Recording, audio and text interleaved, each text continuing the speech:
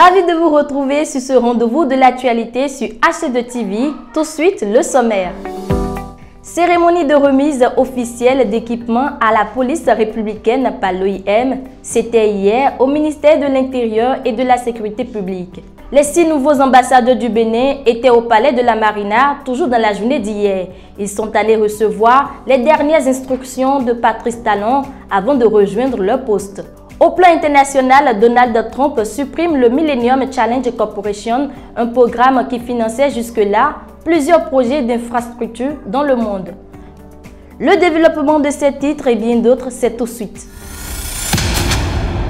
Hier jeudi 24 avril 2025, l'Organisation internationale pour les migrations a procédé à la remise officielle d'équipements techniques, informatiques et de communication à la police républicaine. Les bénéficiaires sont notamment les agents des commissariats frontaliers de Ilakondi, Ilara, ainsi que de l'École nationale des brigadiers et agents de police. La cérémonie s'est déroulée en présence du ministre de l'Intérieur et de la Sécurité publique, du directeur général de la police républicaine, de l'ambassadeur des États-Unis et de la chef de mission de l'OIM. À travers ce don, l'OIM vise à renforcer les capacités techniques et opérationnelles de la police républicaine pour une meilleure sécurité, une gestion efficace des frontières et une gouvernance frontalière améliorée au Bénin. Les 6 nouveaux ambassadeurs du Bénin récemment nommés ont achevé leur tournée auprès des institutions de la République. C'était hier avec l'audience qu'ils ont eue avec le président Patrice Talon. Les nouveaux chefs de mission diplomatique du Bénin à l'étranger sont allés recevoir les dernières recommandations avant de rejoindre leurs postes respectifs. C'est du moins ce que nous confie le porte-parole. Mes collègues et moi-même, mes collègues qui sont nommés aux États-Unis, au Qatar, en Chine, en Inde et au Maroc comme moi-même et au Koweït. Nous avons reçu du président de la République les instructions qui nous sont nécessaires pour le bon accomplissement de notre mission. Et le chef de l'État, le président de la République, que nous représentons en premier lieu dans nos juridictions, nous a donné des orientations très claires et précises par rapport à la mission de représentation républicaine qui est la nôtre. Il s'agit de faire en sorte que le Bénin soit promu dans la scène internationale sur tous ses aspects. Aspects culturels, économiques, aspects politiques, aspects éducatifs, aspects touristiques. Il nous revient de faire en sorte que l'image du Bénin soit défendue à l'extérieur où nous représentons le pays. En retour, nous avons pris l'engagement de faire en sorte que nous soyons des ambassadeurs qui honorent le Bénin à tous égards. Et ça, nous ferons en sorte également que toutes les préoccupations de nos communautés soient des centres d'attention dans le cadre de la mission qui nous est confiée.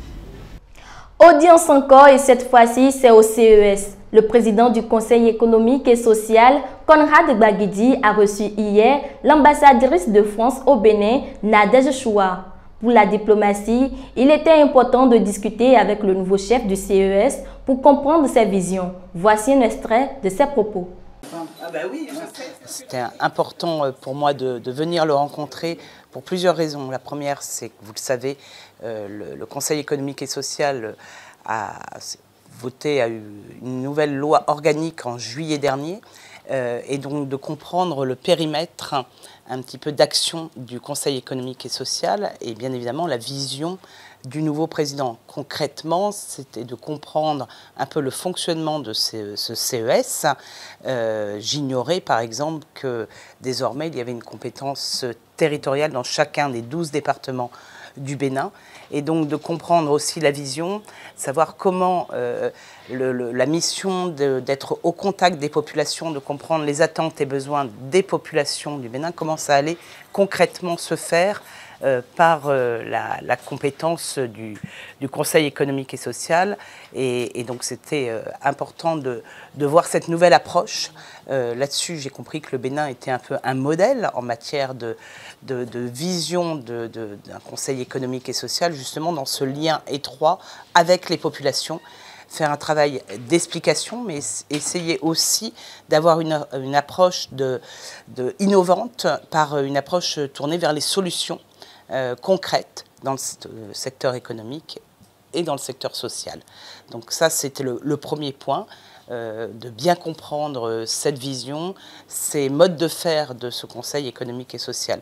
Dans un deuxième temps, nous avons échangé aussi sur l'action de la France au Bénin, de l'équipe France, que ce soit le groupe, l'Agence française de développement, le service économique, mais également Expertise France, qui intervient sur différents secteurs, donc de pouvoir présenter, d'échanger sur les secteurs de coopération de la France au Bénin et de voir comment, sur ces secteurs, le Conseil économique et social pouvait faire partie intégrante de nos actions, et je pense notamment au secteur de la formation professionnelle, mais également sur l'entrepreneuriat, et donc de voir comment on pouvait désormais dans les projets, dans les financements de l'équipe France, faire en sorte que le Conseil économique et social soit partie intégrante de ces projets. Bien évidemment, nous avons parlé aussi des partenariats et du partenariat avec le CESE en France. Et il se trouve que le président du CES était la semaine dernière à Paris et donc il a pu nous partager un petit peu les axes évoqués de futures collaborations, coopérations. Le Bénin a signé un accord cadre de financement avec la Banque mondiale et la Société financière internationale à Washington, a annoncé ce vendredi Romuald Wadai, ministre d'État, ministre de l'économie et des finances en charge de la coopération. Cet accord doit permettre de débloquer au profit du pays un financement climatique à grande échelle et favoriser une croissance verte et inclusive. Échouage d'un navire sur la plage de Fidjrosset, la Criette a rendu son verdict hier. 18 personnes, dont 2 marins militaires, un policier, un contrebandier et 14 membres de l'équipage ont comparu devant le juge.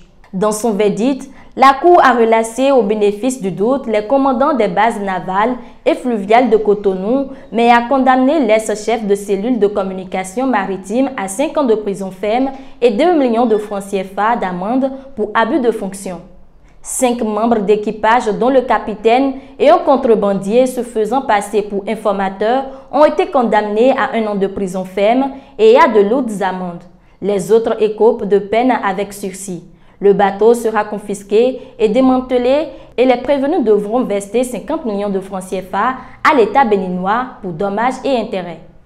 Suite à l'attaque terroriste qui a fait plus d'une cinquantaine de morts de soldats béninois le 17 avril dernier, le président de l'Assemblée nationale, Louis Vlavonou, porte les militaires au front dans ses prières.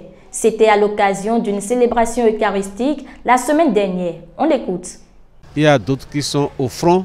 Il y a d'autres qui sont en train de perdre leur vie pour sauver notre peuple, pour qu'aucune parcelle de notre territoire ne soit cédée aux terroristes. Nous avons pensé à eux. Nous avons pensé aussi à ceux qui ont été blessés et dans les dernières attaques et qui sont aux soins.